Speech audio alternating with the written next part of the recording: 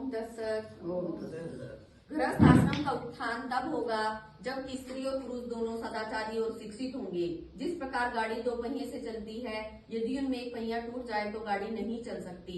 इसी प्रकार गृहस्थ आश्रम में भी स्त्री पुरुष गाड़ी के दो पहिए की भांति है। पुरुष के साथ स्त्री का शिक्षित होना अनिवार्य है, बल्कि संतान के योग्य बनाने में माता का पिता से भी अधिक हाथ होता है। उन्होंने यही भाव मन में लिए हुए स्त्री समाज में भी प्रचार करना शुरू कर दिया। गुरुजी यहाँ जहाँ घरों में स्त्री समाज में घंटों सत्संग करते रहते थे, वहाँ आसपास मोहल्ले की सभी श्रद्धालु माताएं इकट्ठी हो जाती और वहाँ सत्संग कीर्तन होता। गुरुजी ये लीलाएं भी भगवान श्री कृष्ण से कम नहीं करते थे। उनके शुद्ध प्रेम में देवियां लवलीन हो गई थी। रात दिन गुरुजी की महिमा के गीत और गुरुजी का कीर्तन ही उनकी दिनचर्या बन गई थी।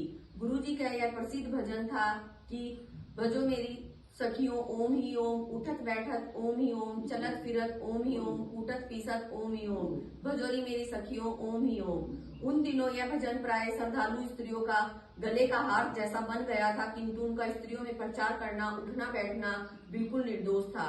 केवल एकमात्र स्त्री समाज का सुधार हो, यही भाव गुरु जी के मन में था। स्त्रियों में माता बहन का ही उनका नाता था। जो श्रद्धालु भक्त जन थे, जिन्हें गुरु जी के जीवन पर पूर्ण विश्वास था, उन्हें इस विषय में कोई आपत्ति और कोई ध्यान नहीं था, चाहे ये रात दिन माता बहनों में बैठे। परंतु कुछ कम बुद्धि के लोगों ने उनके पवित्र भाव को न समझकर गुरु जी के प्रति शंका बना रखी थी। वे उल्टी खोपड़ी के थे, जो ऐसा सोचते थे। गुरु जी में लोग गुरु जी को पाखंडी समझते रहते थे, कहते रहे कि ये कहाँ के महात्मा हैं जो रात दिन स्त्रियों के बीच बैठा रहता है। महात्माओं को तो स्त्रियों से बात भी नहीं करनी चाहिए।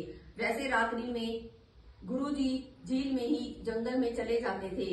दूसरे कुछ लोग यूं भी चिढ़ते थे कि ये बलिष्ठ और प्रकांड विद्वान थे, जो कोई इनसे शंका समाधान कराता तो उन्हें युक्ति प्रमाणों से समझाते थे कि यदि वह नहीं मानता तो उन्हें धमका भी देते थे। अब कुछ लोग तो यहाँ पर इनकी चमत्कार पूर्ण लीलाएं, सदाचार, त्याग और विविधता को देखकर प्रभावित होने से इनको साक्षात भगवान मानने लग गए थे।